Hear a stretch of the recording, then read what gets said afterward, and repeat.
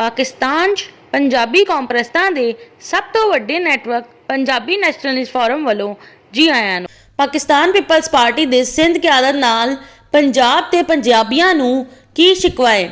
पंजाब 'ਚ Pakistan Peoples Party नूं support करन वालियां 'ਚ पाकिस्तान पीपल्स पार्टी दी सिंध नाल क्यादत शिकवा आम तौर ते इह वा कि पाकिस्तान 'ਚ पंजाबियां दी आबादी 60% होने के बावजूद पंजाब 'ਚ पाकिस्तान पीपल्स पार्टी दी सिंध क्यादत नूं बार-बार पाकिस्तान ते हुकूमत करवांदा रहा है। लेकिन पाकिस्तान पीपल्स पार्टी दी सिंधी क्यादत दा किरदार पंजाब ते पंजाबियां दे नाल किवें दा रहा है। PPP दी सिंधी क्यादत दी तरफों पंजाब 'ਚ सराइकी साजिश करके पंजाबी कौम नूं बरादरियां दी बुनियाद ते तकसीम करन दी साजिश की गई। पाकिस्तान पीपल्स पार्टी दी सिंधी क्यादत दी तरफों सिर्फ पंजाब 'ਚ मजीद सूबे बना के पंजाब दे टुकड़े टुकड़े करन दी साजिश की गई।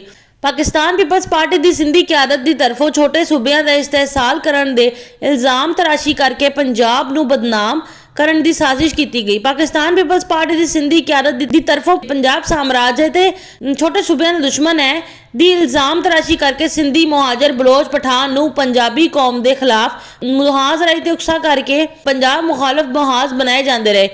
पाकिस्तान पीपल्स पार्टी दी सिंधी क्यादत दी तरफों पाकिस्तान दी फौज नूं पंजाबी फौज पाकिस्तान दी ब्यूरोक्रेसी नूं पंजाबी ब्यूरोक्रेसी दे अलकाबात दे नाल नवाज के पंजाबी कौम दी तज़लीलो तौहीन की जाती रही। पाकिस्तान पीपल्स पार्टी दी सिंधी क्यादत दी तरफों कालाबाग डैम दे बनन दी मुखालफत करके पंजाब दी ज़राअत ते मईशत तबाह बर्बाद की गई ते पंजाब 'ਚ बिजली बहरान पैदा किया गया। सिंध दी मजमूई आबादी ते मुताबिक ते सिंधी पहले मुहाजर दूसरे पंजाबी तीसरे ते पठान चौथे नंबर ते ने। लेकिन कराची 'ਚ मुहाजर पहले पंजाबी दूसरे पठान तीसरे ते सिंधी चौथे नंबर ते ने, जबकि दीही सिंध 'ਚ सिंधी पहले पंजाबी दूसरे मुहाजर तीसरे ते पठान चौथे नंबर ते ने। लेकिन दीही सिंध पार्टी हुंदे होए दीही सिंध दी दूसरी वड्डी आबादी पंजाबी दे नाल पाकिस्तान पीपल्स पार्टी दी सिंधी क्यादत दी तरफों नामुनासिब सलूक किया जाता रहा है ते हुण भी किया जा रहा है। कि पाकिस्तान पीपल्स पार्टी मंशूर पंजाब दुश्मनी ते पंजाबियों के नाल साजिशां ते नामुनासिब सलूक करना है कि पाकिस्तान पीपल्स पार्टी दी सिंध क्यादत नूं समझ नहीं आता है कि जद सिंध दी तीसरी वड्डी आबादी दीही सिंध दे दूसरी वड्डी आबादी कराची दी दूसरी वड्डी आबादी पंजाबी पाकिस्तान पीपल्स पार्टी तो बदजन ने ते पंजाब दी Punjabi Sindhi party Pakistan Peoples Party नूं क्यों सपोर्ट करनगे। माजी 'ਚ पंजाबी पाकिस्तान पीपल्स पार्टी नूं सिर्फ वोट ही नहीं दिंदे सी बल्कि PP दी बुनियाद भी पंजाब 'ਚ ही रखी गई। लेकिन पंजाब ते पंजाबियां दे नाल सिंधियां मुहाजरां बलोचां ते पठानां दी तजलील ते तौहीन वाले रवैये दी वजह दे नाल पंजाबी भी कौम परस्ती दे तरफ माइल हो चुके ने। इसलिए पंजाबी ते शख्स वाली सियासी पार्टी नूं वोट देने की तरफ माइल ने। बहरहाल इस सूरत हाल के बावजूद भी पाकिस्तान पीपल्स पार्टी नूं ते बचाया जा सकता है बशर्ते है कि पाकिस्तान पीपल्स पार्टी की क्यादत सिंधी जरदारी या सिंधी बिलावल के बजाय पंजाबी नूं दे दी जाए। वरना पाकिस्तान पीपल्स पार्टी के बजाय अगर पाकिस्तान पीपल्स पार्टी के नां ते सिंधी क्यादत नूं पंजाब 'ਚ कायद के तौर पर तस्लीम करवाना मुश्किल नहीं बल्कि नामुमकिन है।